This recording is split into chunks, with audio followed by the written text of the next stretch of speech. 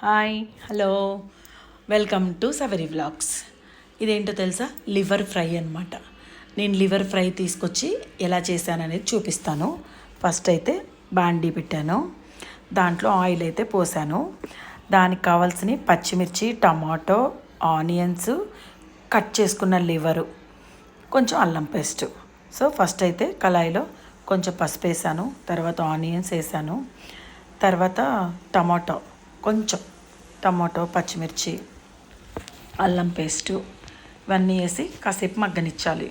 మగ్గనిచ్చిన తర్వాత మనం ఏదైతే లివర్ తెచ్చామో దాంట్లో వేయాలి. ఫస్ట్ మనం లివర్ని ఉడకపెట్టాలండి, ఉప్పు పసుపు వేసి. నేను చెప్పలేదు, ఉప్పు పసుపు వేసి ఉడకపెట్టుకోవాలి. తర్వాతే ఈ ప్రాసెస్ అంతా అనమాట. ఎందుకంటే అలాగే కూడా వేసుకొని చెయ్యొచ్చు, కానీ ఇలా చేస్తే డిఫరెంట్ టేస్ట్ ఉంటుంది. సో ఇప్పుడైతే మొత్తం ఏగనిచ్చేస్తానమాట. ఇప్పుడు మనం ఏదైతే లివర్ కట్ చేసి పెట్టుకున్నామో ఇదంతా ఉడకపెట్టింది, ఇదంతా కూడా మనం ఆ తాలింపులో వేసేసి కొంచెం సేపు ఫ్రై చేయాలన్నమాట. ఆల్రెడీ ఉడికిపోయినాయి కాబట్టి ఎక్కువసేపు ఉడకాల్సిన అవసరం లేదు. సో వాటిలోకి కొంచెం ఉప్పు, కొంచెం కారం వేసేసేసి నేను అన్నిట్లోకి గరం మసాలా అనేది పట్టి పెట్టుకుంటానండి, చికెన్కి కానీ పులుసులకు కానీ వేయడానికి.